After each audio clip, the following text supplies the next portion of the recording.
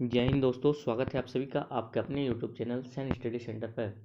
आज के इस वीडियो में हम लोग क्लास 12th का जो पॉलिटिकल साइंस का एग्ज़ाम 3 अप्रैल यानी कल को पॉलिटिकल साइंस का एग्ज़ाम होने वाला है, तो इसलिए हम तो इस वीडियो में 40 बहुत ही महत्वपूर्ण एमसीक्यू प्रश्न को देखेंगे पॉलिटिकल साइंस क्लास 12 का। ठीक है, इससे पहले हम पॉलिटिकल साइंस का बहुत सारा वीडियो बना चुके हैं। अगर आप अभी तक नहीं देखे हैं तो जाकर देखिए, लिंक डिस्क्रिप्शन में दिया हुआ है। इससे पहले आप हमारे चैनल पर पहली बार आए हैं तो चैनल को सब्सक्राइब करके बेल आइकन को जरूर प्रेस करें ताकि नए वीडियो का नोटिफिकेशन आप तक सबसे पहले पहुंच सके। तो चलिए हम आज का वीडियो को शुरू करते हैं पहला क्वेश्चन से। तो यहाँ पे देखिए हमारा पहला क्वेश्चन स्टार्ट होता है और पहला क्वेश्चन में यहाँ पे क्या दिया गया है, देखिए कि संपूर्ण क्रांति के साथ किसका नाम जुड़ा हुआ है। ये जो संपूर्ण क्रांति है इसका किसके साथ जो है नाम जुड़ा हुआ है, तो इसका है जयप्रकाश नारायण के साथ। ठीक है, ऑप्शन नंबर 1 का जो है प्रश्न 1 का उत्तर हमारा ए नंबर ऑप्शन जो है ये सही हो जाएगा। ठीक है, चलिए बढ़ते हैं। यहाँ पे साइड में भी आप क्वेश्चन का आंसर देख सकते हैं। अगला प्रश्न है कि जय जवान जय किसान का नारा किसने दिया, तो इसका सही उत्तर क्या हो जाएगा, लाल बहादुर शास्त्री ने। ठीक है, जय जवान जय किसान का जो नारा है वो लाल बहादुर शास्त्री ने दिया। चलिए अगला प्रश्न बढ़ते हैं हम लोग। तीसरा प्रश्न है हमारे पास कि पहला गुट निरपेक्ष सम्मेलन कब हुआ। जो पहला गुट निरपेक्ष सम्मेलन था वो हमारा 1961 में हुआ था। ठीक है, तो ऑप्शन नंबर हमारा 20 का राइट आंसर हो जाएगा। 3 का ऑप्शन नंबर 20 का राइट आंसर हो जाएगा। अगला प्रश्न है कि ताड़ी विरोधी आंदोलन किस राज्य से संबंधित है। जो ताड़ी विरोधी आंदोलन है वो किस राज्य से संबंधित है, इसका ऑप्शन नंबर सी हो जाएगा, आंध्र प्रदेश से। ठीक है, नेक्स्ट प्रश्न देखते हैं हम लोग। पांचवा प्रश्न है हमारे पास कि दल बदल कब आया। दल बदल जो है 1967 के चुनावों में आया। तो 5 का हमारा ऑप्शन नंबर ए इसका राइट आंसर हो जाएगा। नेक्स्ट प्रश्न देखते हैं कि 5वीं लोकसभा साधारण निर्वाचन के समय गरीबी हटाओ का नारा किसने दिया। तो गरीबी हटाओ का जो नारा है वो हमारा इंदिरा गांधी ने दिया था। ठीक है, तो 6 का हमारा ऑप्शन नंबर ए इसका राइट आंसर हो जाएगा, इंदिरा गांधी। नेक्स्ट प्रश्न देखते हैं हम लोग क्या है कि चिपको आंदोलन के प्रवर्तक कौन है। चिपको आंदोलन के प्रवर्तक कौन है, who is the founder of Chipko movement. इसका सही उत्तर हो जाएगा सुंदरलाल बहुगुणा। ठीक है, ऑप्शन नंबर डी इसका राइट आंसर हो जाएगा सुंदरलाल बहुगुणा। अगला प्रश्न है कि प्रथम गुट निरपेक्ष शिखर सम्मेलन आयोजित हुआ था। तो प्रथम गुट निरपेक्ष शिखर सम्मेलन जो है वो कहाँ पे हुआ था, बेलग्रेड में। ठीक है, 8 का ऑप्शन नंबर ए इसका राइट आंसर हो जाएगा बेलग्रेड। 9 नंबर प्रश्न है कि विश्व पर्यावरण दिवस कब मनाया जाता है। World environment day is celebrate on 5 जून। ठीक है, हम लोग 5 जून को विश्व पर्यावरण दिवस मनाते हैं। 10वां प्रश्न है हमारे पास कि भारत में विद्युत अधिनियम कब पारित हुआ। तो कब हुआ था, 2001 को। ठीक है, तो 10 का हमारा ऑप्शन 20 का राइट आंसर हो जाएगा। अगला प्रश्न देखिए क्या है कि शीत युद्ध कब शुरू हुआ। शीत युद्ध जो है वो 1945 के बाद शुरू हुआ था। 11 का ऑप्शन नंबर डी इसका राइट आंसर हो जाएगा। अगला प्रश्न है हमारे पास यहाँ पे 12 नंबर प्रश्न देख सकते हैं।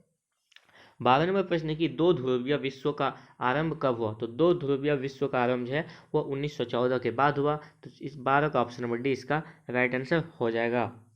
नेक्स्ट प्रश्न देखते हैं कि विश्व राजनीति के दो ध्रुव कौन कौन थे।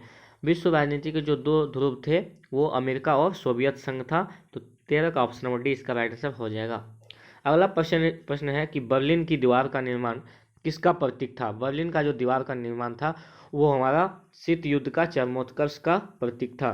तो 14 का ऑप्शन नंबर ए इसका राइट आंसर हो जाएगा। ठीक है, नेक्स्ट क्वेश्चन देखते हैं 15 नंबर की अमेरिका में स्थित पेंटागन क्यों महत्वपूर्ण थे। अमेरिका जो में स्थित है पेंटागन वो क्यों महत्वपूर्ण है, तो यहाँ पे देख सकते हैं इसका राइट आंसर क्या हो जाएगा, ऑप्शन नंबर सी, यहाँ पे अमेरिकी रक्षा विभाग का मुख्यालय। ठीक है, चलिए अगला प्रश्न देखते हैं कि 9/11 की घटना अमेरिका के लिए क्या स्थान रखती है।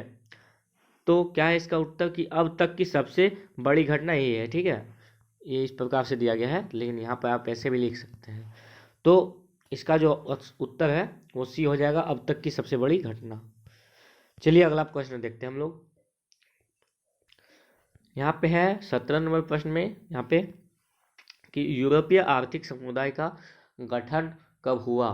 ठीक है, इसका सही उत्तर होगा 1957 को यूरोपीय आर्थिक समुदाय का गठन हुआ। नेक्स्ट प्रश्न देखते हैं हम लोग क्या है यहाँ पे। अगला प्रश्न 18 नंबर यूरोपीय परिषद का गठन कब हुआ। तो यूरोपीय परिषद का गठन 1949 ईस्वी को हुआ था 18 नंबर का ऑप्शन बी इसका राइट आंसर हो जाएगा। अगला प्रश्न है कि किस देश में सैनिक शासन है, किस देश में सैनिक शासन है, तो बी नंबर से उत्तर हो जाएगा पाकिस्तान। ठीक है, नेक्स्ट क्वेश्चन है यहाँ पे 20 नंबर, निम्नलिखित में से किस देश में 2006 तक राजतंत्र था। बोल रहा है कि निम्नलिखित में, यहाँ पे देश आपको 4 देश दिया गया ऑप्शन में, तो पूछ रहे 2006 में 6 तक कौन राजतंत्र था। ठीक है, तो डी के उसका होगा उत्तर नेपाल। ठीक है, तो हमारा 20 का राइट आंसर क्या हो जाएगा, डी नेपाल। अगला प्रश्न है कि संयुक्त राष्ट्र संघ के प्रतीक चिन्ह में किसका मानचित्र है, तो विश्व का मानचित्र। जो संयुक्त राष्ट्र संघ का है उसका प्रतीक चिन्ह क्या है, उसमें विश्व का मानचित्र दिया गया है। तो 21 का हमारा ऑप्शन नंबर ए इसका राइट आंसर हो जाएगा। 22 नंबर प्रश्न है कि निम्नलिखित में कौन समूह का अस्थायी सदस्य नहीं है। समूह का अस्थायी सदस्य है वो भारत नहीं है। ठीक है, तो 22 का ऑप्शन नंबर डी हमारा राइट आंसर हो जाएगा। 23 नंबर प्रश्न की सुरक्षा की पारंपरिक अवधारणा में कौन जुड़ा हुआ है।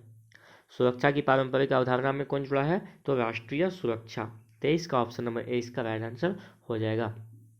अगला प्रश्न है कि शक्ति संतुलन के लिए सर्वाधिक आवश्यक क्या है। शक्ति संतुलन के सर्वाधिक जो आवश्यक है वो हमारा क्या है, सैन्य शक्ति बढ़ाना। 24 का ऑप्शन नंबर ए इसका राइट आंसर हो जाएगा। बढ़ते हैं अगले प्रश्न की ओर। 25वां प्रश्न है हमारे पास यहाँ पे कि 1972 में पर्यावरण से संबंधित पुस्तक लिमिट्स टू ग्रोथ किसने लिखी। ये जो हमारा बुक है, ठीक है, 1972 में पर्यावरण से संबंधित ये बुक है लिमिट्स टू ग्रोथ, तो इसको किसने लिखा था, तो क्लब ऑफ रोम ने। ठीक है, डी नंबर में जो दिया गया है उसी ने ये पुस्तक को लिखा था। ठीक है, चलिए अगला प्रश्न देखते हैं क्या है। पृथ्वी सम्मेलन किस देश में हुआ था। पृथ्वी सम्मेलन जो है कब हुआ था, यहाँ पे कहाँ पे हुआ था, 2000 सॉरी पूछा कि सम्मेलन किस देश में हुआ था, तो ब्राजील में हुआ था। ठीक है, अगला प्रश्न है कि वैश्वीकरण के लिए क्या सही है। वैश्वीकरण के लिए बहुआयामी है वो हमारा सही है, तो हमारा इसका डी उत्तर सही हो जाएगा। अगला प्रश्न है कि निम्नलिखित में से क्या सही है। निम्नलिखित में से क्या सही है, यहाँ पे दिया गया आपको 4 ऑप्शन, कौन सा जो है सही लग रहा है। ठीक है, देखिए वैश्वीकरण केवल एक राजनीतिक घटना है, ये हमारा सही नहीं है। अगला प्रश्न ऑप्शन है कि वैश्वीकरण केवल एक आर्थिक घटना है, ये भी नहीं है। वैश्वीकरण केवल एक सांस्कृतिक घटनाएं हैं, ये भी नहीं है। उपयुक्त सभी घटनाएं शामिल है, तो इसमें जितना भी दिया गया है ये सभी शामिल हो जाएगा। ठीक है, तो हमारा डी इसका राइट आंसर हो जाएगा। 28 का ऑप्शन नंबर डी। ठीक है, ये तीनों में से कोई मतलब सभी सही है, एक इसमें सही नहीं है ऐसा। 29 में है कि किस वर्ष में राज्य पुनर्गठन कानून पारित किया गया, तो कब पारित किया गया था, 1956 को। ठीक है, 1956 को राज्य पुनर्गठन कानून पारित किया गया। 30 नंबर प्रश्न है कि किस राज्य में लोगों ने सबसे पहले वयस्क मताधिकार प्रयोग किया, यानी मताधिकार मतलब वोट होता है। ठीक है, तो किस राज्य में बोला सबसे पहले वयस्क मताधिकार प्रयोग किया, तो मणिपुर हो जाएगा। ठीक है, 30 का ऑप्शन में 20 का राइट आंसर मणिपुर। अगला प्रश्न है कि 1952 के चुनाव में कुल मतदाताओं में केवल साक्षर मतदाताओं का प्रतिशत, जो बोल रहा है 1952 में जब चुनाव हुआ था तो कुल जितना भी वोटर्स था उसमें से कौन साक्षर था, ठीक है, यानी पढ़ा लिखा था, तो कितना प्रतिशत था, तो 15% मात्र था, इतना कम साक्षर था तभी 1952 में। तो 31 का ऑप्शन नंबर सी इसका राइट आंसर हो गया। अगला प्रश्न है कि AK गोपालन 1904 से 1977 जिस राज्य के प्रमुख कम्युनिस्ट नेता था वो था, तो किस राज्य का कम्युनिस्ट पार्टी थे, केरल का। ठीक है, 32 का ऑप्शन में ए इसका राइट आंसर हो जाएगा। 23 नंबर प्रश्न है कि प्रथम पंचवर्षीय योजना का कार्यकाल क्या था। प्रथम पंच यानी ये हर 5 साल में योजना निकालता था। ठीक है, बहुत पंचवर्षीय योजना है। ठीक है, तो इसका बोला कि प्रथम पंचवर्षीय योजना जो है वो 1951 से 66, फिर 1966 के बाद 1900 इसमें 5 प्लस बढ़ाते जाइए, उसके बाद फिर बीच में ऐसा नहीं कि मतलब कंटिन्यू चला, बीच बीच में स्टॉप भी हुआ था, इसलिए डेट ये कंफर्म आपको याद रखना पड़ेगा। जो पहला है 1951 से 1966 हुआ था, तो 33 का हमारा ऑप्शन नंबर 20 का राइट आंसर हो जाएगा। अगला है प्रश्न कि द्वितीय योजना की प्राथमिकता का विषय क्या था, तो उद्योग था। ठीक है, तो हमारा क्या हो जाएगा इसमें 34 का ऑप्शन नंबर 20 का राइट आंसर। अगला प्रश्न कि पहला गुट निरपेक्ष सम्मेलन कहाँ हुआ था, तो बेलग्रेड में हुआ था। पहला क्वेश्चन अभी बताए थे इसमें मॉडल सेट में। 36 नंबर की गुट निरपेक्ष आंदोलन पर मुख्य रूप से विचार किया गया था, किस पर विचार किया गया था, देखिए 2 महाशक्तियों की दबदबे चुनौती, ये सब भी नहीं हो। ठीक है, इसका राइट आंसर होगा डी, ये तीनों ऑप्शन गलत है, आंदोलन पर मुख्य रूप से विचार किया गया था। 37 नंबर प्रश्न देखिए क्या है, इंदिरा गांधी की हत्या किस वर्ष हुई? इंदिरा गांधी की जो हत्या है वो 1984 ईस्वी को हुआ, 1984 ईस्वी में। तो 37 का ऑप्शन 20 का राइट आंसर हो जाएगा। 38 नंबर प्रश्न देखिए क्या है कि किस राजनीतिक दल ने 1975 में आपातकालीन घोषणा का स्वागत किया था? तो किसने किया था? सीपीआई ने। 38 का ऑप्शन डी इसका राइट आंसर हो जाएगा। 39 नंबर में है कि संविधान के किस अनुच्छेद के तहत आपातकाल स्थिति की घोषणा की? 352 अनुच्छेद जो है उसके तहत आपातकाल स्थिति को घोषणा की। आज का लास्ट प्रश्न यहाँ पे है कि संपूर्ण क्रांति का नारा किसने दिया? संपूर्ण क्रांति का जो नारा है वो जयप्रकाश नारायण ने दिया। 40 का ऑप्शन सी इसका राइट आंसर हो जाएगा। उम्मीद करता है आपको ये वीडियो अच्छा लगा होगा, तो वीडियो को लाइक कीजिए और अपने दोस्तों के साथ भी इसको शेयर कीजिए। और चैनल पर पहली बार आए हैं तो चैनल को सब्सक्राइब जरूर करें और भी वीडियोज़ पाने के लिए। और चैनल को सब्सक्राइब इसलिए भी कीजिए क्योंकि अभी CUT का एग्ज़ाम बाकी है, उसका तैयारी हम लोग इस चैनल से कराएंगे। ठीक है, तब तक के लिए इतना ही। जय हिंद, बाय बाय।